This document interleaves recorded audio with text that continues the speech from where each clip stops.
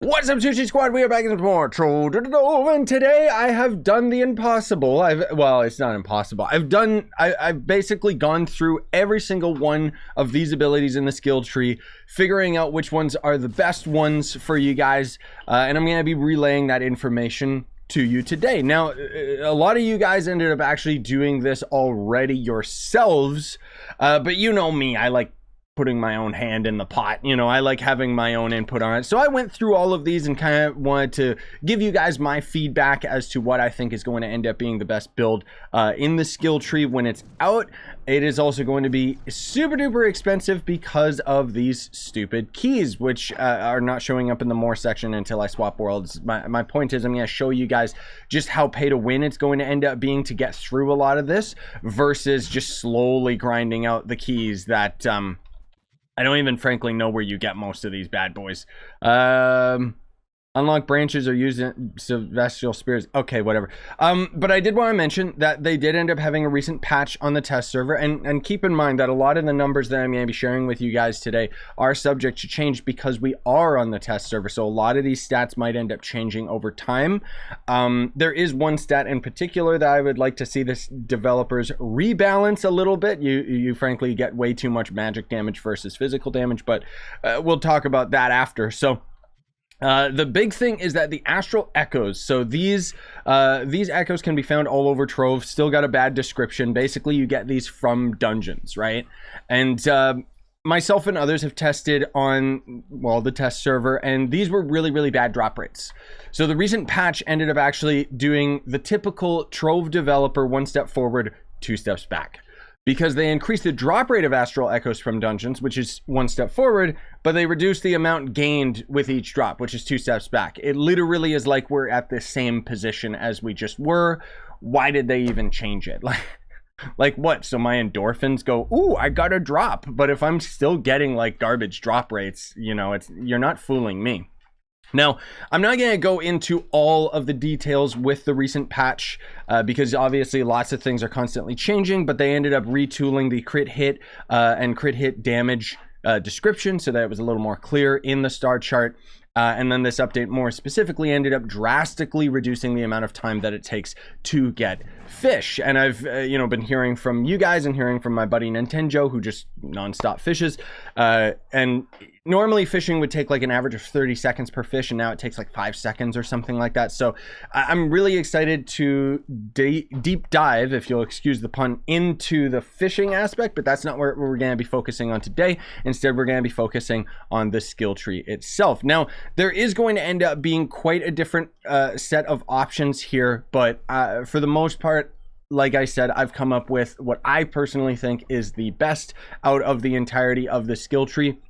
You gotta keep in mind that each of these singular globes is going to take one celestial sphere, and then the bigger ones are going to end up taking a certain amount of celestial keys, which these, as far as I know, the only way of obtaining them is the cash shop, as well as this guy I think sells a few of them if I'm not mistaken. But there's going to be a total amount of celestial spheres to get 40 stats out of the total 120. Okay, now the way that I've calculated this is I've figured out a way to end up giving you the most damage possible as well as the most utility. So, you know, you might end up seeing some other people with some different descriptions of what they think are the best stats, but these are just my opinion of what I think is going to end up being the best. So going up this skill tree in the combat constellation, you're going to end up going up over here because this is going to end up giving you a ton of physical damage all the way to the end of this skill tree. I'm not going to give you specific numbers for every single one of these chains, just with the amount that it costs. I'm more so going to reflect the total that we're going to end up having at the maxed out calculation. And then you're going to go up this skill tree because this is going to end up giving you right down here, it's going to end up giving you the magic damage bonus.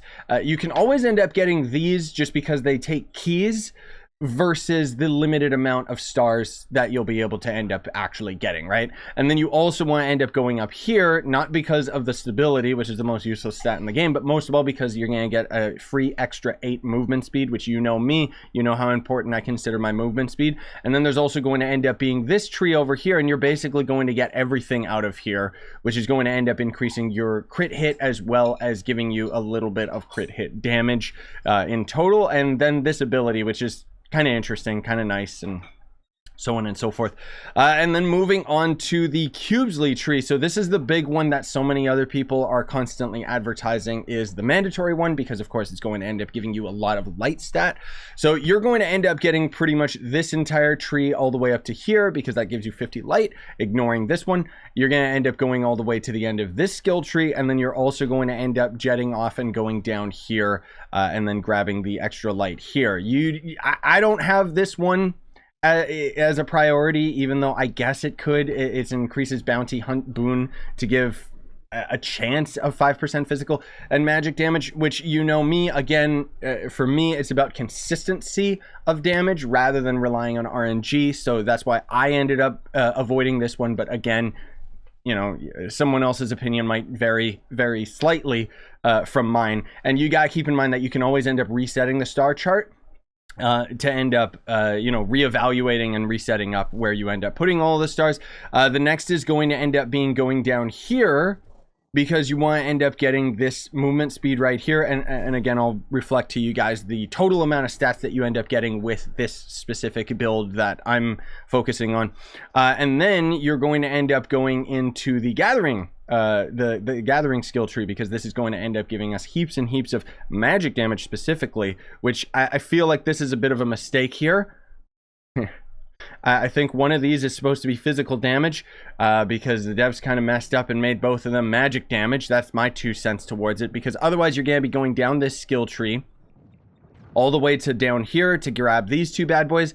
And then this is where you end up getting a bit of a choice, because at this point we only should end up having, I think, like 4 stars left.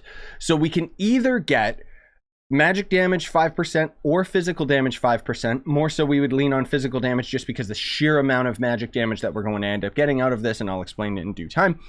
Or you can end up going down this route, which is going to end up giving you a couple different benefits, including flask capacity and so on and so forth, so that you can get this, which is going to be a consistent 3% overall damage, which means both physical and magic. So it's kind of like a pick your poison. Do you want to end up having 3% damage to both physical and magical, or do you want to end up sacrificing that 3% for a full-on 5%? So for my money, I would sacrifice the magic damage 5% right now, lean towards physical, and then get this 3%, because that's going to give you a little bit of extra physical damage, just because of the fact that this right here really, like, I feel like the devs really need to reevaluate this, and you'll see why in a minute. So let's go through the stats that you're going to end up getting with my skill tree that I've kind of laid out for you guys. So you'll end up having 38% physical damage bonus, or if you get that 3% total damage leaning towards the physical and sacrifice the magic, you'll have 41% instead of 38. For magic damage, you will have 62% bonus, or again, if you sacrifice that 5% and lean towards the 3% total damage, you'll end up having around 57%. You can see just how much more magic damage you end up getting out of this, which makes me wonder whether or not it's a mistake. You'll end up having 41% crit hit, which means we will probably be able to get crit hit off of the majority of our gems, which is pretty crazy. 18% crit damage, keeping in mind that there is going to end up being some additional buffs that we're not going to end up taking into account here, because these are going to end up being based off of random chance. So like I mentioned, you know, there's this one right here. So 10% chance when dealing a critical hit to increase crit hit damage by 45% for 10 seconds. And I don't know what the cooldown is, because it doesn't seem to mention it. So I think that that's just on classes like Shadowhunter and Draco and stuff, is just going to end up being a free 45% extra crit damage. So in short, our damage is going to end up being insane. We're going to have 32% increased attack speed, which I like that because it means that we will be able to get attack speed off most of our pieces of gear. Because if you didn't know, attack speed is actually soft capped at 300%. So you can end up getting attack speed over 300%, but it's not going to benefit you higher than 300%. So with that bonus attack speed, it means that we'll be able to swap attack speed off of some of our gear. But at the very least, every class in the game should be able to hit that sweet 300%. So that's pretty cool. You'll end up having 28 extra movement speed. So even on your boy, like your boy, the Boomeranger right here, we're at 115 movement speed at base. We would be sitting at 143 movement speed. So some of the faster classes in the game are just gonna, like it's so close to being an extra 30 movement speed. It's pretty nuts. You'll end up having 13 extra jump, 50 stability, which who cares, 5 extra flask capacity, which means that, you know, with the combination of the extra flask capacity and the combination of the extra movement speed, it means that the Knight subclass ability now becomes a lot less relevant. You know, granted, I know that a lot of people don't end up always using the Knight subclass ability. It's just kind of the top one that I always recommend just because it's easy. You know, you get the extra flask capacity, and for a lot of classes that were a little bit too slow, this was consistent movement speed rather than relying on random effects to trigger. But because we're going to end up having every character above mount movement speed, now the Knight subclass ability is going to be far less relevant, which means that the best subclass is probably just going to end up being Solarian.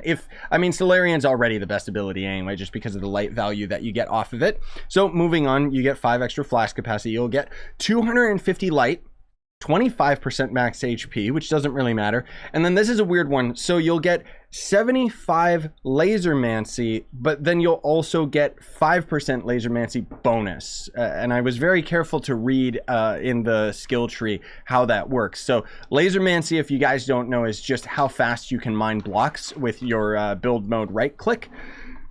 Cool. I don't know. It's just a superfluous stat. It doesn't matter. And then you'll end up getting an additional 3% to your magic find. Now, in total, of course, we're going to end up having 40 total star, you know, these celestial spheres are going to end up being taken. As mentioned, we only get 40 stats in total, so you can kind of pick and choose and swap them around a little bit. And, you know, again, all this is subject to change because it's on the test server. But more specifically, it's going to cost you 357 of these stupid keys. So let me actually swap into my club world here just so I can do some more quick math. Let's try and figure out, okay, how much is this going to end up costing Cubit wise for free-to-play players versus credits for cash shop players. So you can see right here, it's going to be 1,300 Cubits total, which is going to cost 464,100 for your Cubits, which let's just say, like, I don't know, it's kind of difficult to guesstimate how much Cubits you end up getting per day, but I'd say it's around an average of like 3,000 or something like that, right? Like if you end up having, you know, your star bar and double star bar sometimes shows up here and there and so on and so forth. Not to mention having patron. Maybe I'm calculating this a little bit wrong. Maybe you get a little bit less or a little bit more than 3,000 Cubits, but the point still stands that it's going to end up taking you an average of 155 days of non-stop Cubits just to end up being a free-to-play player, to end up maxing out the skill tree with the stats that I ended up sharing with you guys. Dear Lord. Okay, now let's change that. Let's end up looking at 130 times 357. So that's going to end up being 46,410 for your credits, which is going to end up being a little over $200. Let's say 250 and call it even, which obviously is going to end up being a little bit more. It's probably going to be like 220 or something, which is crazy how easily you can get through this by being pay to win. I'm not against it. You know me. I'm not against like all the pay to win stuff. The problem that I have is like, this being a free-to-play method, I feel like the developers didn't even bother like calculating this.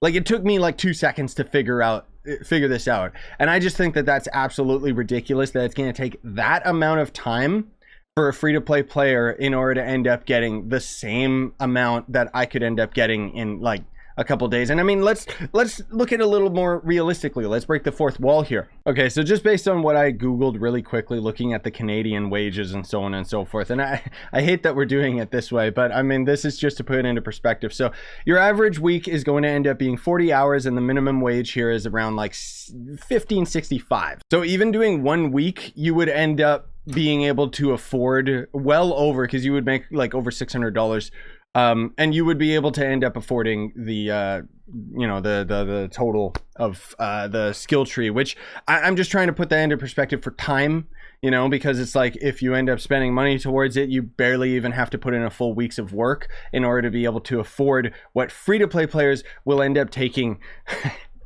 like half of a year in order to achieve. And that's also keeping in mind that you're not allowed to spend your Cubits on anything else. You're not going to be able to spend it on the gems. You're not going to be able to spend it on death defying or any other flasks or anything like that. Like, this is truly something that is set up for the end game. But anyways, I don't mean to ramble more than I need to. I just wanted to end up putting that into perspective for you guys, and hopefully have the developers get a little bit of attention on this, because again, I'm all for free-to-play being time-gated as heck, but I am not for it taking that sheer amount of time. That's also keeping in mind that you are going to end up having Patron and getting that amount of star bar per day.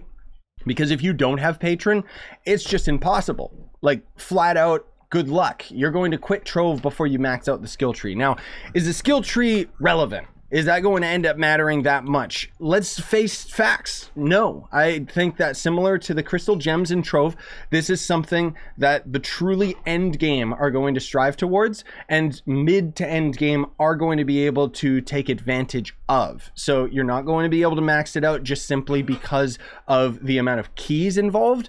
But for all of these other resources, that is something that you have to end up grinding yourself legitimately. You're not going to be able to pay to win Astral Echoes. So just to point that out there, that's one of the things that I do still adore about Trove, is technically it's pay to win, but at the same time, you still physically have to put in the grind time. So they do keep the player hours up. And I mean, I'm all for grinding things. You know, I just wonder whether or not we're going to have some other method of getting these keys other than just the store option, because that's kind of the big detriment right now and where a lot of it relies on it. And that's where I think that for the amount of time or the amount of money that is involved in this skill tree, I think that the amount of stats that we get out of it is fantastic, but I do think that they need to reevaluate and tweak it a little bit, because again, that low amount of physical damage versus the high amount of magic damage hurts, because magic classes are already super duper strong, unless this is their weird method to somehow nerf, quote unquote, nerf physical classes by making magic classes, you know, more obtainable and beautiful and powerful. Now, obviously, as far as Trove is concerned, do we even need these stats right now? Frankly speaking, no. So I would rest easy if you're like sitting there going, oh my God, I'll never be able to get these stats. It doesn't really matter that much, because with all of the methods that we have to get stats in Trove with crystal gems and so on and so forth, I'd say that this is just another method of getting more additional stats that we don't really need right now until, more than likely, my guess is sometime next year we'll see like U12 difficulty or something like that added to the game. But anyways, that's my 2 cents towards it, gamers. You know, again, the skill tree options that I shared with you guys are my own opinion. You can change them slightly, whether you value movement speed or not, and so on and so forth. But anyways, what do you guys think about all of that stuff? Sound off in the comments if you have an opinion. I always end up reading them, and I like to hear and see where the community is at with all of these things. But anyways, that's gonna do it for me. Smash like, sub for more, buy the merch you want to support the channel, and have a wonderful day, everybody.